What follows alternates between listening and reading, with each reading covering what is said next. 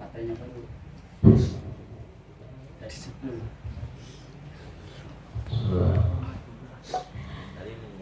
Assalamualaikum warahmatullahi wabarakatuh. Waalaikumsalam warahmatullahi wabarakatuh. Alhamdulillah, assalatu wassalamu ala rasulillah Sayyidina Muhammad ibn Abdillah wa ala alihi wa ashabihi wa man tabi'ahu wa wala. La haula wa la quwwata illa billah. Amma ba'du. Faqad qala Allah ta'ala fil Qur'anil Karim. A'udzu billahi minasy syaithanir rajim. Bismillahirrahmanirrahim. Fabima rahmatin minallahi linta lahum walau kunta fazzan ghalidhal qalbi lan faddu min hawlik. Wa qala Nabi sallallahu alaihi wa alihi wasallam, innama bu'istu li utammima makarimal akhlaq. Shadaqallahul azim wa sadaqa rasuluhun nabiyyul habibul karim. Wa nahnu ala dhalika minasyahidin wa syakirin walhamdulillahi rabbil alamin. Hadratil kiram,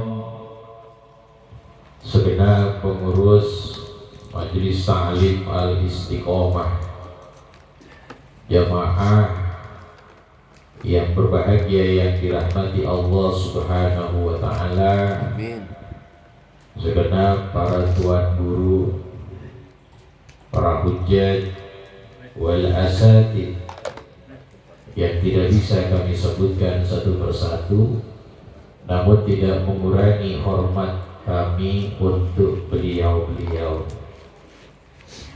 Wabil khususil khusus Sohibul Bait Bapak Suyatno beserta dengan Ibu malam ini telah memberikan tempatnya, waktunya, tenaganya untuk memeriahkan dan mensukseskan kumpulan kita, majelis yang kita cintai. Mudah-mudahan hajat beliau beserta dengan keluarga diijabah oleh Allah. Segala macam usahanya dijadikan usaha yang penuh dengan barokah. Keluarganya dijadikan keluarga sakinah, mawaddah, warahmah. Anak-anak keturunannya dijadikan anak-anak yang soleh dan solehah. Kita yang hadir malam hari ini, tanpa terkecuali yang sakit di antara kita, mudah-mudahan diangkat penyakitnya, digampangkan segala macam urusannya. Mudah-mudahan kita memperoleh istiqomah hingga nanti berakhir dengan husnul khotimah. Amin ya robbal alamin. Para bapak hadirin yang berbahagia yang dirahmati Allah Subhanahu wa ta'ala, malam ini kita kumpul ada dalam bulan mulia, bulan yang alhamdulillah Allah masih anugerahkan nikmat panjang umur. Bulan yang disebut dengan Syahrullah, bulan Muharram. Kata alim ulama, ini bulan pilihan, di mana Allah memberikan penghormatan bahwa ini bulan disebut Asy-Syahrul Hurum. Melakukan dosa perbuatan yang diharamkan, tapi di bulan ini perilaku dosa lebih diharamkan oleh Allah Subhanahu wa ta'ala. Sehingga kata alim ulama, tidaklah datang bulan Muharram melainkan Allah menginginkan hamba-hambanya menjadi orang yang paling dicintai oleh Allah Subhanahu wa ta'ala. Karena di ini bulan dituntut kita untuk menghadirkan ketaatan-ketaatan terhadap Allah Subhanahu wa ta'ala, menghadirkan amal soleh yang menyebabkan makhluk-makhluk Allah menerima manfaat diri kita terhadap sesamanya. Ini tentu menjadi hal istimewa. Kata Nabi Sallallahu Alaihi Wasallam, orang yang hakikatnya memperoleh kebaikan dari Allah Subhanahu wa ta'ala melalui datangnya bulan haram, menjadikan orang-orang yang ada di dalamnya memiliki sifat-sifat yang mulia. Kalau sudah memiliki sifat mulia, tidak mungkin dimasukkan ke dalam api neraka. Kata Nabi, hurrima 'alan nari kullu hayyinin layyinin sahlin qaribin minan nasi. Diharamkan masuk ke dalam api neraka tiap-tiap orang yang memiliki sifat hayyin. Siapa yang hayyin itu? Orang yang tawadhu, orang yang memiliki sifat rendah hati. Dulu kata alim ulama, ada onta Nabi namanya Qaswah. Ini Qaswah membawa Rasulullah dari kota Mekah menuju Madinah. Kata Nabi, kalau nanti sampai Madinah orang bondong-bondong nawarin jasanya untuk ngajakin Rasul tinggal di rumahnya. Bener, nyampe kota Madinah, itu yang namanya onta, tali kekangnya dipegangin sama banyak manusia. Ya Rasulullah, tinggal sama saya, rumah saya gede. Pokoknya di mana Nabi tinggal di rumah saya, hidup terjamin, enak ya Rasulullah. Nyatanya memang mereka senang memuliakan Nabi Muhammad. Tapi kata Rasulullah, tinggalkan onta ini, jangan pegang tali kekangnya, karena dia diperintah sama Allah. Di mana onta ini Qaswah berhenti, disitulah diperintahkan oleh Allah. Bang, ini orang seneng sama Nabi, sampai-sampai di antara mereka ada yang merasa paling mulia. Tapi ada satu orang namanya Abu Ayyub Al-Ansori. Melihat Rasulullah ontanya ditarik, hatinya merasakan kepedihan. Apalagi orang-orang yang di sebelahnya menawarkan dengan berbagai macam fasilitas yang paling mulia. Ya Rasul, di rumah saya AC gede. Kulkas ada 20 pintu. Rasulullah mau ngapain? Duduk enak. Pokoknya tinggal ngomong, nanti makan disiapin pagi, siang, sore, servis full. Senang gak tuh kira-kira kalau digituin? Nggak senang. Tapi ini Abu Ayyub Al-Ansari, sahabat Nabi, hatinya Pak ternyata punya sifat tawadu. Mendengar begitu, dia cuma ngomong, berbisik kepada Allah, saya mah siapa? Orang yang gak punya apa-apa. Kayaknya mah Nabi gak bakalan ke rumah saya. Dan saya mah bukan siapa-siapa, bukan orang mulia, sosialnya juga mulia, hartanya mulia, saya nggak punya apa-apa. Tapi saya punya keinginan di dalam hati, mudah-mudahan Allah perkenankan rumah saya didatangi dengan orang yang penuh berkah, Nabi Muhammad Sallallahu Alaihi Wasallam. Tawadhu. Tidak lantas hatinya merasa iri sama orang-orang yang di atasnya, tidak. Dia bersyukur atas karunia Allah, merasa bahwa memang dirinya adalah umat Nabi yang paling hina. Ini didengar Pak. Kata Nabi, Abu Ayyub Al-Ansari, bahagialah kamu.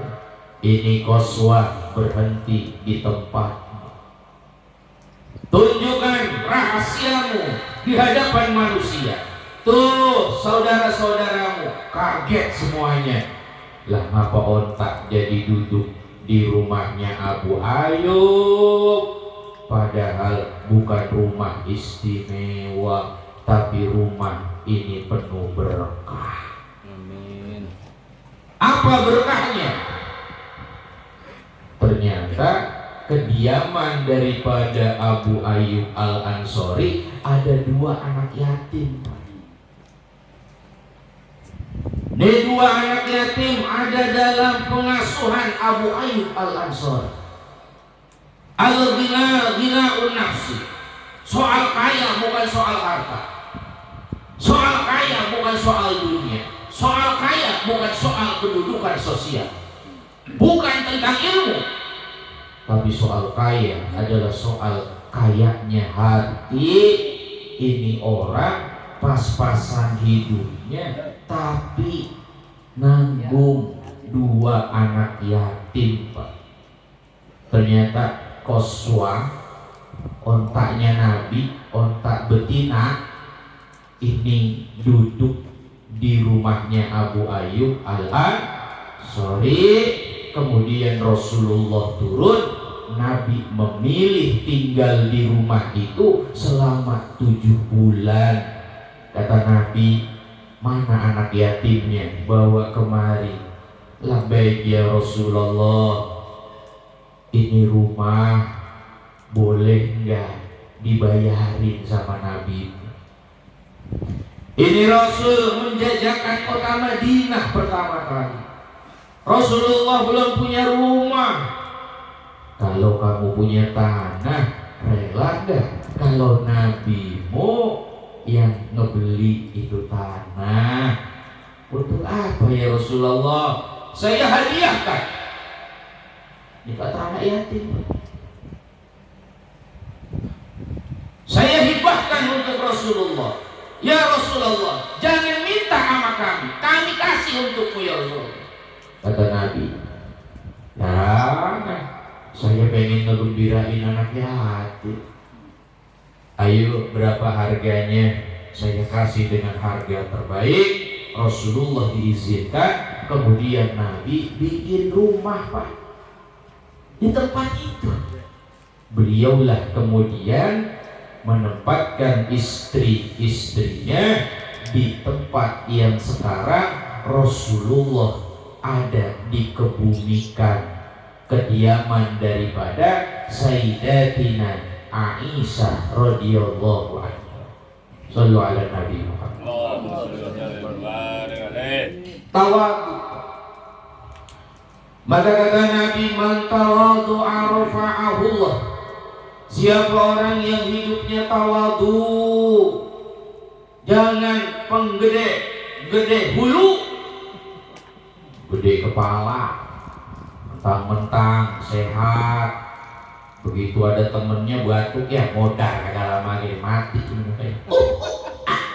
Ya. Nggak lama bang, tetangga saya kayak kemarin begitu, langsung masuk UGD bang, lepas. Lah itu yang sakit bukan nambah sembuh pak. Nabi coba tawadhu. Ya Allah bang, luar biasa, batu kayak begitu udah berapa lama? Belum lama bang, baru di 3 hari. 3 hari abang dapat pahala. Tidak ada sakit yang diderita seorang hamba melainkan menjadi penebus dosa. Yang sabar ya bang ya. Enak abang mau dikasih sakit, lah saya sehat begini. Lah Nabi bilang begitu, sehat kadang-kadang jarang syukur sama Allah. Lah abang mau dikasih sakit, alhamdulillah.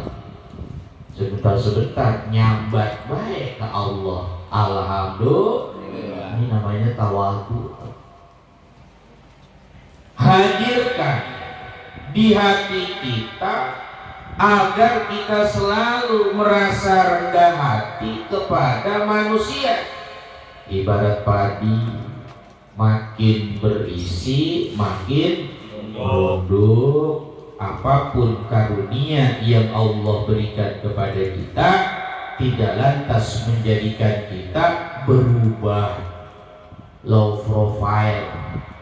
Orang barat bilangnya begitu, tidak melupakan dirinya masih berpijak di tanah. Beda dengan yang takabur. Orang yang takabur adalah sebaliknya dari tawadhu. Sombong.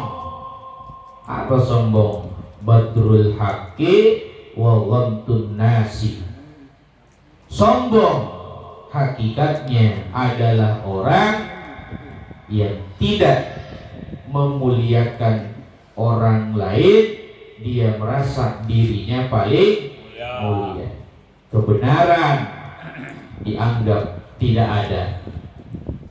Nah ini mudah-mudahan kita terhindar dari perilaku yang demikian.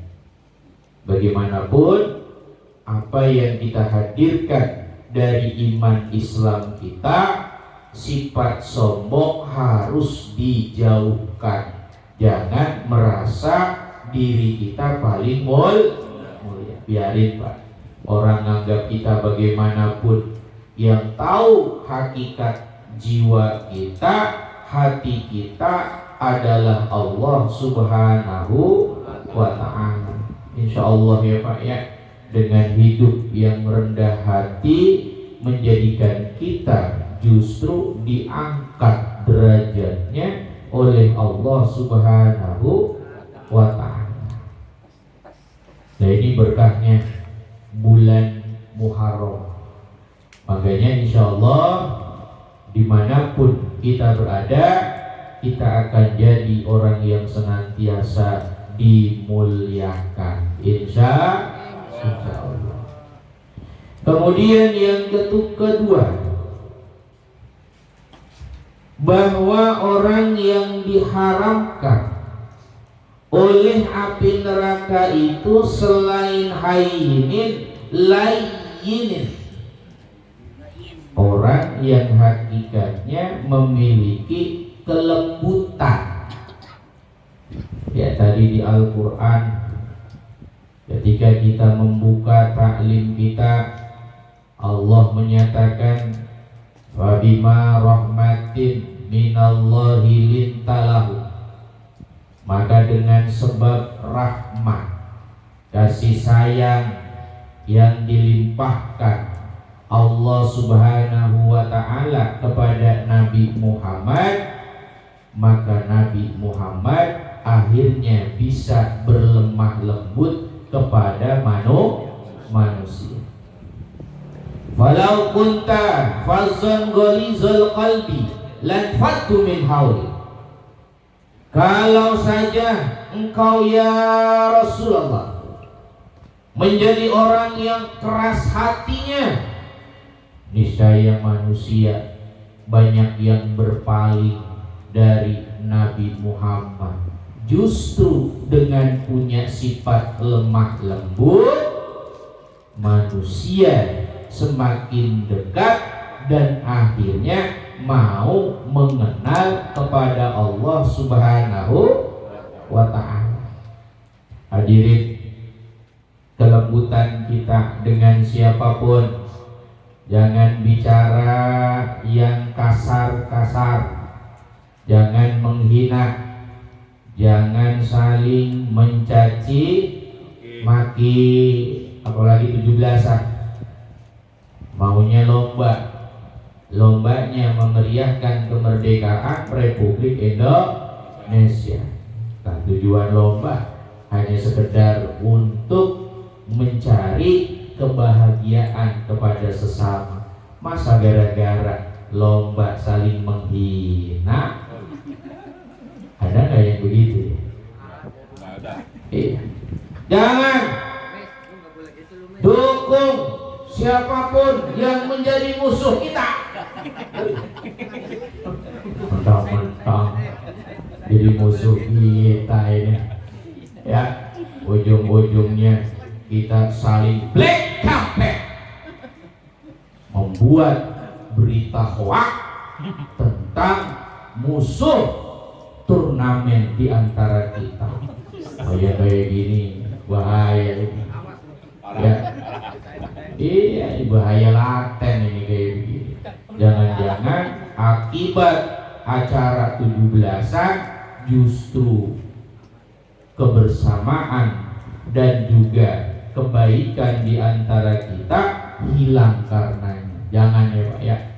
Ayo, bagaimanapun jangan pernah saling hasut, jangan pernah saling dengki, jangan pernah saling mencari-cari kesalahan, ya, tajasus, ya. Kalau emang out bilang out, kalau masuk bilang masuk. Ini wasit cuma gara-gara rokok sebatang akhirnya ngalahin yang lainnya. Ini nggak boleh nih. Lah iya. Ini yang bahaya ini. Pokoknya ya dulu huwa aqrabu littaqwa. Bagaimanapun kita diperintahkan oleh syariat untuk berlaku adil, karena keadilan mendekatkan kita lebih dekat kepada takwa terhadap Allah Subhanahu wa ta'ala. Nah, ini namanya lain. Orangnya lembut, nggak gampang marah, gitu. Yang ada surga mendekat kepada dirinya, sementara api neraka semakin menjauh karena sifat-sifat kemuliaan menyertai orang yang selalu memiliki kelembutan. Ini yang kedua, siapa ya? Hayyinin, layinin, sahlin. Yang ketiga, orang yang diharamkan dari api neraka itu adalah sahlin, yang selalu mempermudah. Jangan disulitin. Pokoknya segala sesuatu yang bisa bikin orang lain menjadi gampang, kita mudahkan urusannya, jangan dipersulit. Ya, kalau jadi RT, di sini ada gak nih yang jadi calon RT? Nanti urusan kaum muslimin selalu dimudahkan. Ayo Pak, bantu. Mumpung kita diberikan kepercayaan oleh Allah Subhanahu wa ta'ala melalui kekuasaan wilayah, kita berikan kemudahan. apapun. Pokoknya yang sifatnya itu memudahkan, nanti dimudahkan urusan kita oleh Allah Subhanahu wa ta'ala. Tapi kalau kita mempersulit, jangan heran kalau kita suatu saat disulitkan oleh Allah Subhanahu wa ta'ala. Ya, ini yang keberapa? Tiga. Yang ketiga, yang terakhir, hayyinin layyinin sahlin qaribin anin nasi. Orang yang hakikatnya diharamkan dari api neraka itu adalah dia yang selalu dekat dengan manusia. Coba deh, kalau bicara dekat Pak, berarti bicara paling gampang kumpul sama orang, rumahnya selalu didatengin orang, bukan ngedatengin nagih utang, tapi didatangi semata-mata justru diminta bantuan. Nih kita harus bahagia, ya. Jadi orang yang paling dekat sama manusia justru tanda bahwa dia menjadi pribadi yang paling bermanfaat untuk manusia. Ya, ayo. Pokoknya dalam kehidupan kita, modal apapun kita berikan agar orang-orang semakin dekat dengan kita. Jangan pernah membeda-bedakan status di antara kita. Ya, biasanya kalau sama orang miskin ya Pak ya, diajakin pengajian susah datangnya. Gitu. Kenapa susah? Karena di dalam pengajian juga kuenya susah. Biasanya gitu Pak.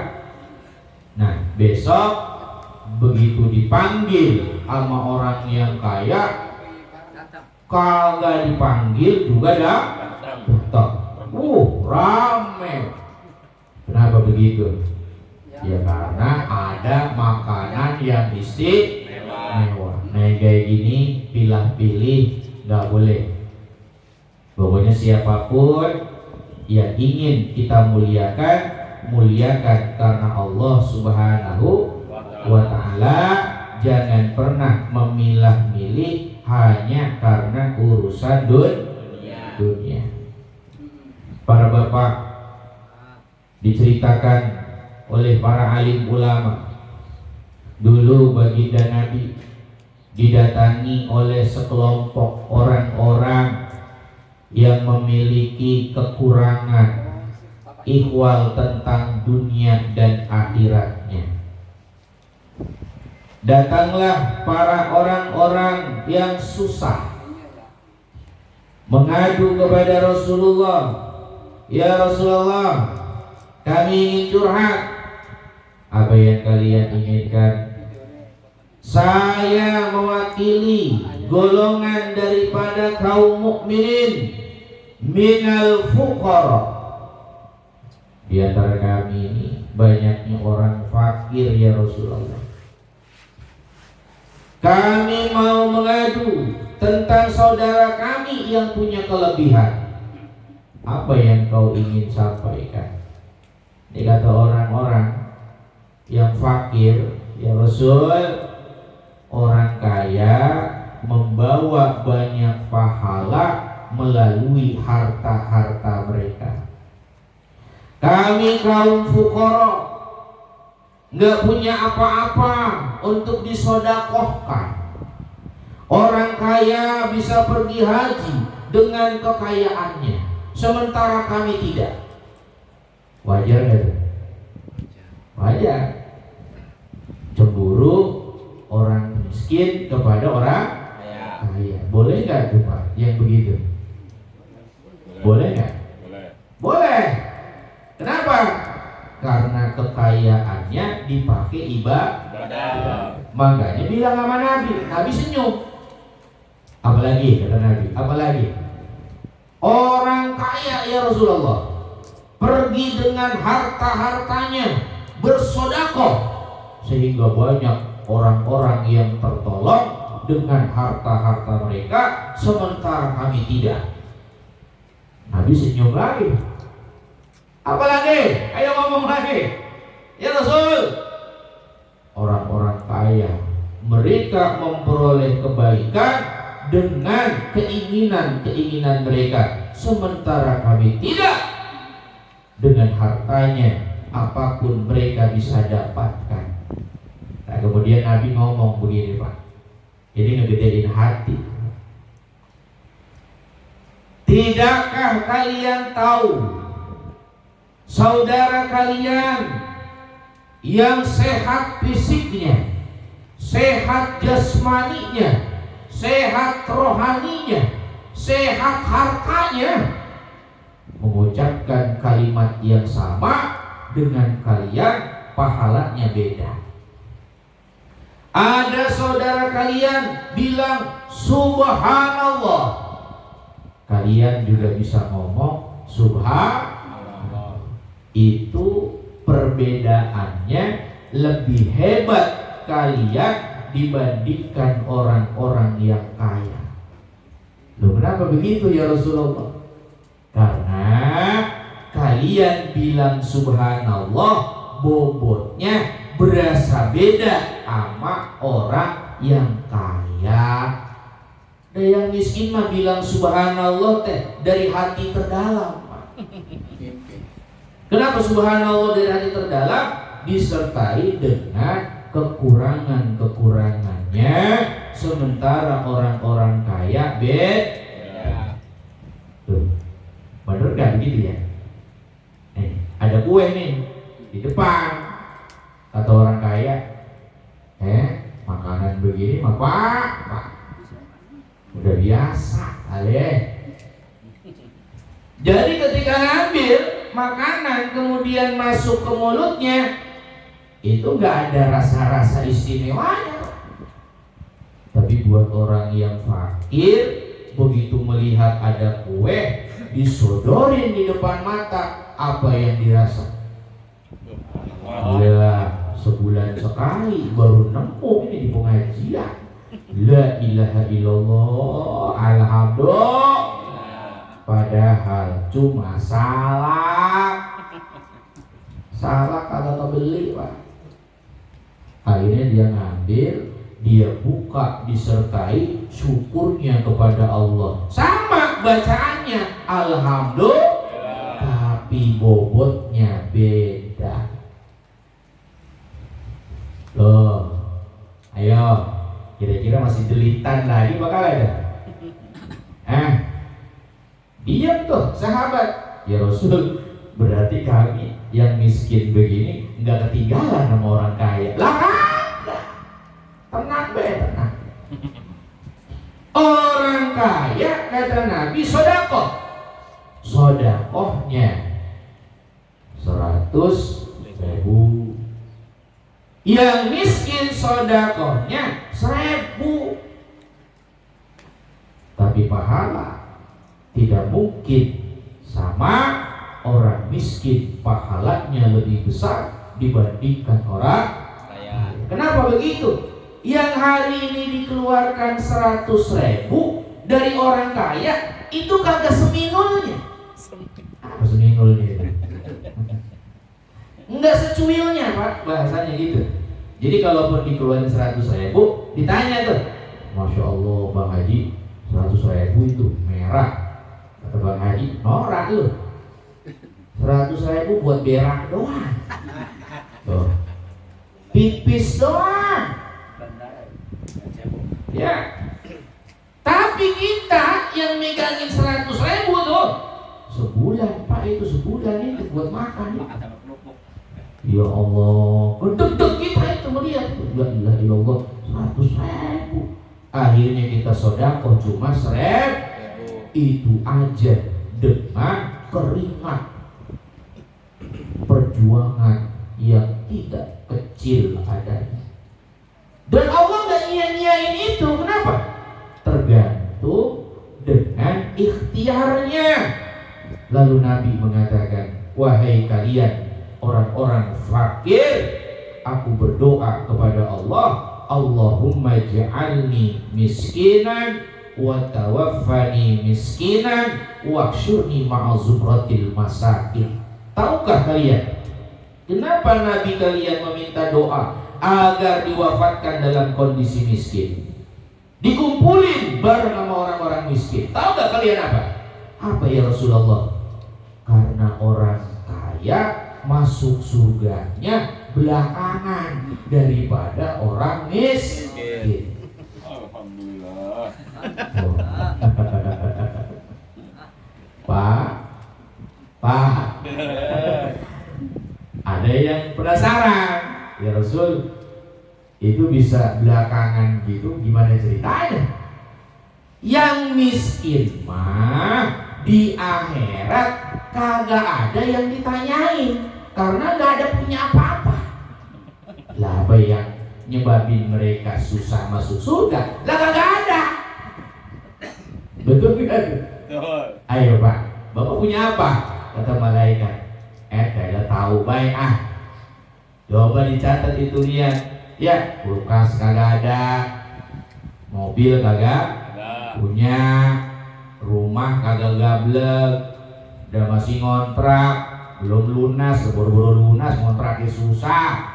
Dan sekarang apa yang mau dipertanggungjawabkan ini? Kata malaikat, udah coy, jangan sedih begitu. Di dunia udah sedih, di akhirat sedih juga. Kagak! Udah masuk surga duluan, karena nggak ada pertanggung-jawaban. Nah, orang kaya beda Pak. Di mobil ada itu mobil, ada. Tabungan ada. Berapa? Tuh. Bisa jawab nggak itu? Ada Pak. Mobil ada. Lah ya berapa itu? Anu apa? Ayo. Kira-kira tiap harinya bensin habis berapa? Duit sumbernya dari mana? Nah, dapatnya halal apa tidak? Ayo. Itu satu mobil doang Pak, pertanyaannya bisa sampai 100. Kata orang yang kaya, susah amat gue masuk surga ini ya. Akhirnya bener, masuk surganya belakangan dari orang miskin. Lalu Rasulullah mengatakan, sungguh saudaraku Sulaiman bin Daud, seorang nabi yang kaya raya, masuk surganya setengah hari dibandingkan nabi-nabi yang lain. Jaraknya beliau menunggu masuk surga belakangan setengah hari. Setengah hari berapa lama itu ya Rasulullah? Setengah hari sama dengan 500 tahun. Nunggu 500 tahun. Kalau kaya rayanya benar, artinya benar gimana tuh? Sesuai SOP. Bahasanya mah udah punya duit, mobil ada, haji lo. Jangan sampai dari kemarin ngomongin haji umroh kagak berangkat ini. Lah ini mah nanti masuk surga ini bukan setengah hari lagi Pak, sebulan. Bisa jadi sebulan, bisa jadi setahun. Kenapa? Tanggung jawabnya ternyata double, artinya tidak tertunaikan. Akhirnya orang-orang yang tadi tuh Pak, yang pengen banget dinaikin derajatnya jadi orang kaya, ternyata milih jadi orang miskin. Ya Rasul, kalau begitu mah ridho dah. Ridho. Nggak apa-apa, saya hari ini jadi orang miskin, yang penting di akhirat jadi orang paling kaya. Oh, sekarang kita tanya nih sama bapak yang di sini, mau pilih jadi orang miskin apa jadi orang kaya? Miskin. Sedang saja kayak cepat. Ya pilihannya tetap 100 tahun tahu. jadilah orang kaya, jangan miskin Pak. Miskin siapa? Biar cepat. Kenapa begitu? Karuan orang miskin kadang-kadang sombong. Ya bener ya? Lah mending lebih kaya sekalian. Jadilah orang yang dengan kekayaannya bisa membantu orang lain. Tuh gitu Pak. Ya, mudah-mudahan nih kalau saya ngedoa bukan jadi orang miskin Pak. Doa tetap menjadi orang kaya. Jadilah orang yang mendapatkan anugerah amanah dari Allah, kehidupan dunia dijadikan bekal untuk menuju akhirat. Jadilah orang yang paling dekat sama manusia. Artinya apa berarti? Tolong menolong. Jadikan harta yang kita punya banyak menolong orang lain. Ya Pak ya, mudah-mudahan nih, ini kata Nabi justru dicintai oleh Allah Subhanahu wa ta'ala. Terus Ustaz, kalau boleh saya tanya, doa Nabi yang tadi pengen jadi orang miskin, apakah lantas Nabi itu miskin? Tidak. Nabi justru adalah seseorang yang memiliki harta kekayaan. Bedanya satu Pak sama kita. Nabi gak pernah menyisakan hartanya untuk dunia. Beliau menghabiskan hartanya itu untuk bekal akhirat yang akan dibawanya dalam kehidupan yang bako. Apa bako? Yang kekal. Pernah ya Pak ya, Nabi bilang begini sama keluarganya tuh, Fatimah, kalian lagi masak apa? Ya Rasul, ini lagi masak sayur. Sayur apa? Opor. Ya, opornya opor onta. Kalau lagi masak, banyakin kuahnya, berikan kepada orang sekitar dari daging-dagingnya. Jangan sisakan untuk keluarga kita, melainkan tulang-tulangnya saja. Lah ini keluarganya geleng-geleng pala. Ya Rasul, kita cuma dapat tulangnya saja, sementara daging-dagingnya buat yang lainnya. Bagaimana mungkin ya Rasulullah? Kata Rasulullah, emang begitu. Konsep agama beda sama konsep dunia. Apa maksudnya? Daging yang dikasih ke orang itulah yang kekal di akhirat. Tulang yang hari ini kita makan justru itulah yang tidak kekal dan hanya ada di dunia. Ayo pilih mana Pak? Mau dikekelin apa enggak tuh makanan? Sodakohin Pak, banyak-banyak sama orang. Katanya begitu. Harta nih, ya kita punya nih sebanyak-banyaknya. Ayo Pak, hadirin buat kebaikan sama orang. Enggak apa-apa, dunia Bapak punya, bagus Pak, ambil. Karena ini adalah bekal untuk beribadah kepada Allah Subhanahu wa ta'ala. Nah gitu ya Pak ya. Mudah-mudahan makanya kita mohon kepada Allah, hati kita selalu terjaga di bulan Muharram. Kenapa? Di bulan Muharram ternyata Allah menginginkan kita menjadi orang yang paling istimewa. Ngapain tuh? Puasa, Pak ya. Kemudian nyantunin anak yatim, memberi makan fakir miskin, memudahkan keluarga dalam urusannya setiap hari dan bulan di bulan-bulan haram. Semuanya menunjukkan butuh yang namanya modal. Nah, modal ini Pak diambil dari kehidupan dunia. Ayo Pak, ya berlomba-lomba kita. Fastabiqul khairat. Jangan merasa berkecil hati dengan urusan dunia. Pun hari ini kita hanya terbatas mendapatkannya. Hadirkan rasa syukur kepada Allah dengan sifat qanaah. Sambil berharap lagi ya Pak ya, mudah-mudahan usahanya makin berkembang, Amin. makin maju. Amin. Ya, ini banyak nih yang hari ini kita banyak dapat hikmah pelajaran di tengah-tengah kita.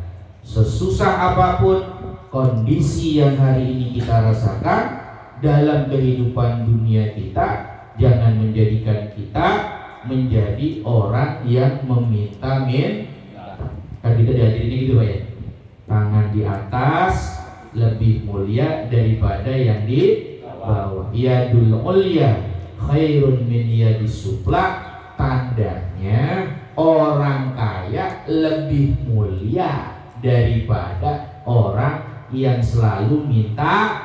Nah, berarti kita memang harus jadi orang kaya gitu ya. Mudah-mudahan ini, mudah-mudahan. Terakhir, ada seorang ulama, Ibrahim bin Adham, ketemu sama orang yang sehari-harinya di rumah Pak, nggak ngapa-ngapain, dia cuma nungguin aja di rumah. Ditanya nih sama Ibrahim bin Adham, abang nggak kerja bang? Agak, saya diam di rumah. Kalau udah ada rezeki datang dari Allah, pasti juga datang ke saya. Loh kok abang bisa bilang begitu? Gimana ceritanya? Saya jalan-jalan ke sebuah padang pasir, ternyata ada peristiwa orang dapat rezeki dari Allah tanpa diduga-duga. Maksudnya gimana? Orang itu terikat. Ternyata dia dirampok. Begitu terikat, ternyata ada hewan yang bawa makanan melalui paruhnya, burung. Itu orang yang terikat nggak bisa keluar, tapi dapat makanan dari seekor burung. Semenjak itu katanya, saya punya keyakinan, kalaupun saya nggak ngapa-ngapain, kalau Allah ngasih rezeki, pasti nggak akan kemana. Apa kata beliau, Ibrahim bin Adham? Kenapa ente jadi orang yang terikat? Kenapa nggak mau jadi burungnya itu yang bawa makanan? Harusnya mikirnya itu jadilah burung yang bawa makanan daripada orang yang terikat itu. Lah jangan mikir nanti yang penting Allah ngasih rezeki, gimana pun saya nggak kerja pasti Allah ngasih rezeki. Salah. Yang ada kita jemput rezeki. Jangan diam baik di rumah. Jangan diam baik di rumah. Keluar. Jemput bagian daripada rezekinya Allah Subhanahu wa ta'ala. Insya Allah Pak ya, dengan begitu tuh dimudahkan kita tuh rezekinya, lantaran punya niat di dalam hati untuk dekat kepada manusia. Amin ya robbal alamin. Para bapak, mudah-mudahan Muharram senantiasa mewarnai kita menjadi orang-orang yang istiqomah, orang-orang yang bisa membawa kebaikan di antara kita. Satu, tadi apa Pak? Yang pertama, tawadu ya Pak ya. Kedua, menjadi lemah lembut. Ketiga, jadi orang yang paling memudahkan manusia. Yang keempat, menjadi orang yang selalu dekat dengan manusia. Walaupun masih belajar Pak, bahasa kita mah belum nyampe 100%. Ustaz, gimana kalau baru 1%, 2%, 3%? Gak apa-apa, ayo jalanin sebisa-bisanya. Yang penting kita berubah menjadi orang yang lebih baik. Ya, mudah-mudahan semuanya kita yang ada di majelis tercinta Al-Istiqomah senantiasa Allah kuatkan iman Islamnya. Bapak ya, ini bulan apa nih Pak? Bulan Muharram, nggak lama lagi nih, Insya Allah masuk kita bulan Rabiul Awal, tepatnya Maulid Nabi kita Nabi Muhammad Sallallahu Alaihi Wasallam.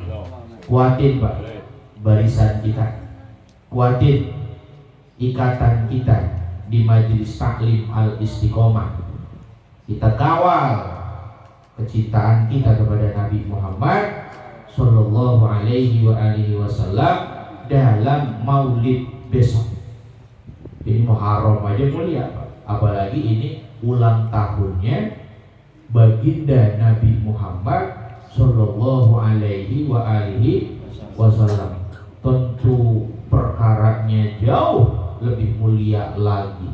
Makanya mudah-mudahan ya kita bisa bersinergi di antara jemaah, tidak melihat ini ada di wilayah mana, apakah di kakap 1, kakap 2, kakap 3, kakap 4, atau di kakap 5. Selagi kita ada di majelis yang sama, kita kuatkan tujuan cita-cita kita untuk memuliakan Rasulullah Shallallahu Alaihi Wasallam.